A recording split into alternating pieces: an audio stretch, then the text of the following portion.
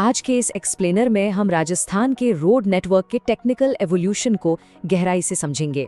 एकदम शुरुआती ब्लूप्रिंट से लेकर आज के इन मॉडर्न मेगा कॉरिडोर तक बुनियादी ढांचे के विकास का ये सफर सच में काफी फैसिनेटिंग है। तो चलिए जल्दी से अपने आउटलाइन पर नजर डालते हैं।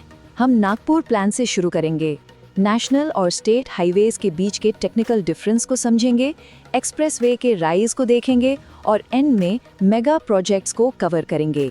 Section 1, Nagpur plan. आइए उस फाउंडेशनल ब्लूप्रिंट को देखते हैं जहां से इन सड़कों के आधुनिकीकरण की शुरुआत हुई। अब किसी भी स्टेट का रोड नेटवर्क रातों रात तो बनता नहीं है ना। ये टाइमलाइन हमें दिखाती है कि कैसे 1943 के नागपुर प्लान ने पहली बार इंडियन रोड्स को 4 बेसिक कैटेगरीज में डिवाइड किया था। लेकिन जैसे जैसे हम 1990 के दशक तक पहुंचे, ट्रैफिक का प्रेशर इतना ज्यादा बढ़ गया कि मौजूदा नेशनल हाईवेज पूरी तरह चोक होने लगे। इसलिए 2000 के दशक में आकर एक 5वीं कैटेगरी इंट्रोड्यूस करनी पड़ी, यानी एक्सप्रेसवे, ताकि इस भारी भरकम ट्रांजिट वॉल्यूम को आसानी से हैंडल किया जा सके। Section 2, national highways. चलिए रोड नेटवर्क के इन हेवी वेट्स के बारे में बात करते हैं।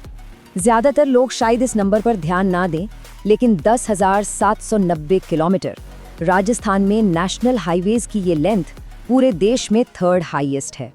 ये मैसिव नंबर अपने आप में प्रूव करता है कि नेशनल लॉजिस्टिक्स और ट्रांसपोर्ट के मामले में राजस्थान कितना क्रूशियल हब है।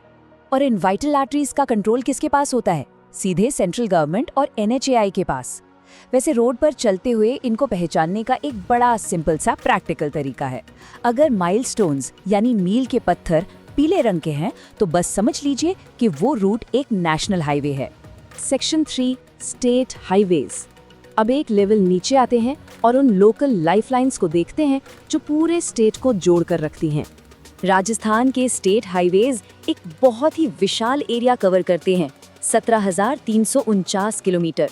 इन्हें स्टेट की प्राइमरी वेन समझा जा सकता है, जो डायरेक्ट डिस्ट्रिक्ट हेडक्वार्टर्स और मेजर इंडस्ट्रियल हब्स को स्टेट बॉर्डर्स के अंदर आपस में जोड़ती हैं। लोकल इकोनॉमी को गति देने के लिए ये लिटरली सबसे ज्यादा जरूरी हैं। तो टेक्निकली नेशनल और स्टेट हाईवेज में क्या डिफरेंस है? ये टेबल इस पॉइंट को एकदम क्लियर कर देती है। नेशनल हाईवेज सेंट्रल लेवल पर NHAI द्वारा मैनेज होते हैं और इनके माइलस्टोन्स पीले होते हैं। उसके ठीक ऑपोजिट स्टेट हाईवेज को स्टेट का PWD मैनेज करता है और इनके माइलस्टोन्स हरे यानी ग्रीन कलर के होते हैं। ये क्लियर कट डिवीजन इस पूरे नेटवर्क की मेंटेनेंस को बहुत एफिशिएंट बनाता है। Section 4, the rise of expressways. जब नॉर्मल हाईवेज काफी नहीं थे तब क्या हुआ, आइए देखते हैं।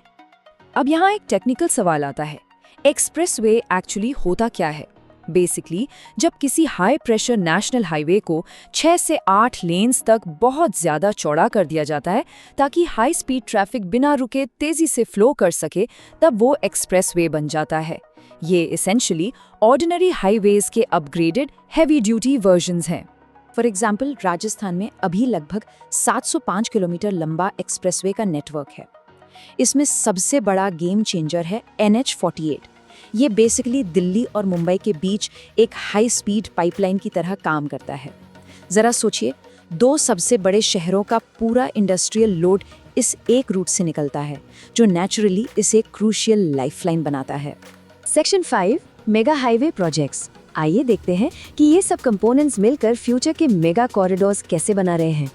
1999-2000 में लॉन्च हुआ नेशनल हाईवेज डेवलपमेंट प्रोजेक्ट सच में एक मॉन्यूमेंटल शिफ्ट था।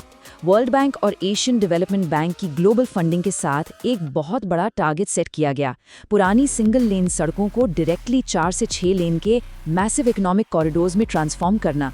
इस एक मूव ने नेशनल इंडस्ट्रियल ग्रोथ को लिटरली एक नए गियर में डाल दिया। एक और बहुत इंटरेस्टिंग फैक्ट देखिए, राजस्थान इंडिया के ग्रैंड कॉरिडोर्स के लिए एक मेजर इंटरसेक्शन का काम करता है।